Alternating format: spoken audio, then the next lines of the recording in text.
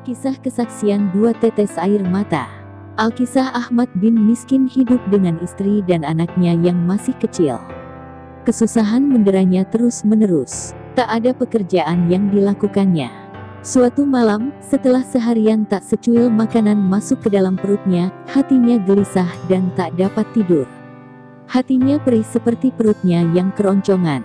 Seperti prajurit yang kalah perang, ia lesu, lemah lunglai, dan tak ada harapan. Anaknya menangis seharian, karena tak ada air susu dari istrinya yang lapar. Sungguh kefakiran ini membuatnya sangat menderita. Timbul pemikiran darinya untuk menjual rumah yang ditempatinya. Esok harinya, usai salat subuh berjamaah dan berdoa, ia menemui sahabatnya Abdullah As-Sayyad. "Wahai Abdullah, bisakah kau pinjamkan aku beberapa dirham untuk keperluan hari ini? Aku bermaksud menjual rumahku. Nanti setelah laku akan kuganti," kata Ahmad. "Wahai Ahmad, ambillah bungkusan ini untuk keluargamu dan pulanglah. Nanti aku akan menyusul ke rumahmu membawakan semua kebutuhanmu itu," jawab Abdullah cepat. Maka Ahmad pun pulang ke rumah sambil terus merenung untuk menjual rumahnya. Sungguh sakit kalau harus menjual rumah satu-satunya, sekedar untuk makan. "Setelah itu, saya akan tinggal di mana?" renung Ahmad. Ahmad segera memantapkan langkahnya.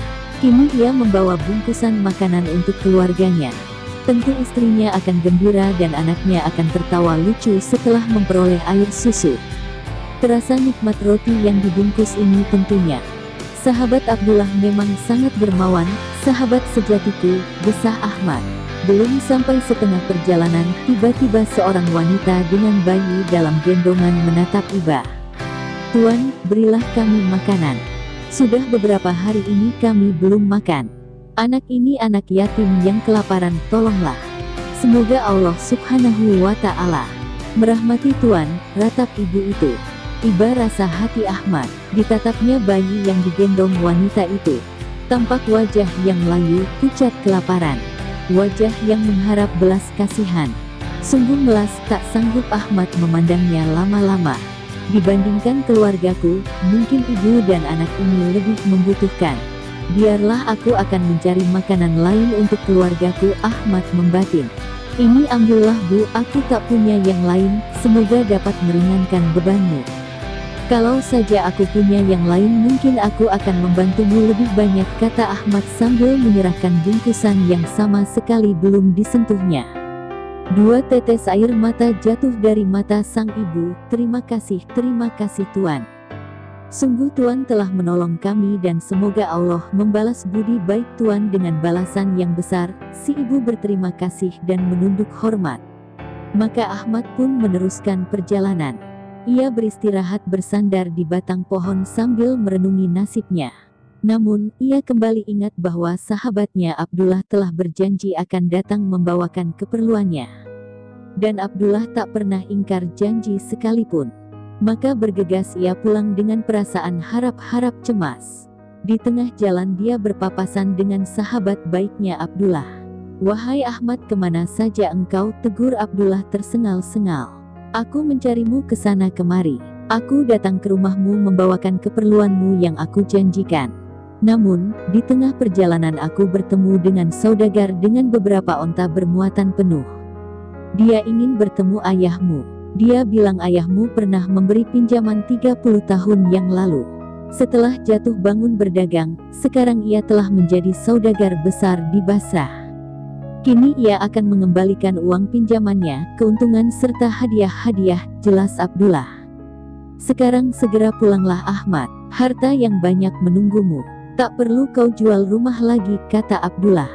Kaget bukan kepalang Ahmad mendengar perkataan sahabatnya Abdullah. Sungguh ia tak percaya dengan perkataannya itu. "Benarkah Abdullah, benarkah?" tanya Ahmad ragu-ragu. Maka, ia berlari seperti terbang pulang ke rumahnya. Sejak itulah Ahmad menjadi orang kaya raya di kotanya. Ahmad gemar berbuat kebajikan apalagi kepada sahabatnya Abdullah. Pada suatu sepertinya saat itu amalannya dihisap oleh para malaikat. Maka pertama-tama, dosa dan kesalahannya ditimbang. Wajahnya pucat. Berapa berat dosa yang dimilikinya? Apakah amal kebaikan yang dilakukan dapat melebihi dosa-dosa itu? Ahmad membatin. Perlahan-lahan amal kebaikannya ditimbang. Pahala berderma dengan 5.000 dirham hanya ringan-ringan saja, kata malaikat, karena harus dipotong oleh kesombongan dan riya. Demikian seterusnya. Ternyata seluruh amalannya tetap tak bisa mengimbangi beratnya dosa yang ia lakukan. Ahmad menangis. Para malaikat bertanya, masih adakah amal yang belum ditimbang? Masih ada, kata malaikat yang lain. Masih ada, yakni 2 amalan baik lagi. Ternyata salah satunya adalah roti yang diberikannya kepada anak yatim dan ibunya. Makin pucatlah wajah Ahmad. Mana mungkin amalan itu dapat menyeimbangkan dosa-dosanya yang berat, keluhnya. Malaikat pun sibuk menimbang roti itu. Namun, ketika ditimbang, ternyata timbangan langsung terangkat. Betapa beratnya bobot amalan itu. Kini timbangan Ahmad tetap seimbang. Wajahnya sedikit tenang. Ia gembira, sungguh di luar dugaannya. Namun amalan apalagi yang tersisa? Karena ini masih seimbang, katanya dalam hati. Maka malaikat pun mendatangkan 2 tetes air mata syukur dan terharu ibu anak yatim atas pertolongan Ahmad.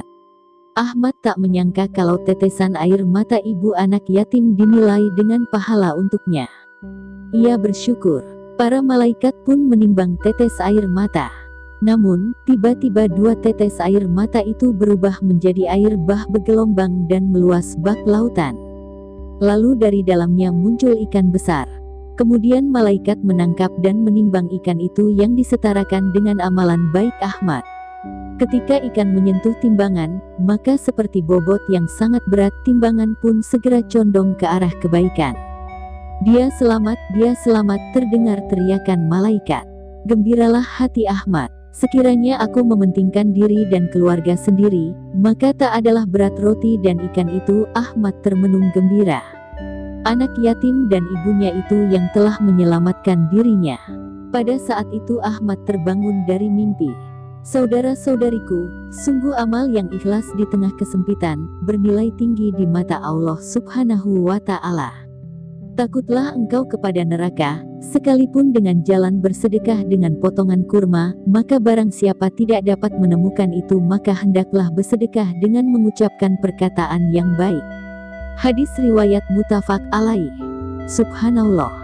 Semoga Allah bimbing kita senantiasa mampu mengambil hikmah, sehingga dapat mengambil pelajaran dan istiqomah di dalam keimanan dan kebenaran.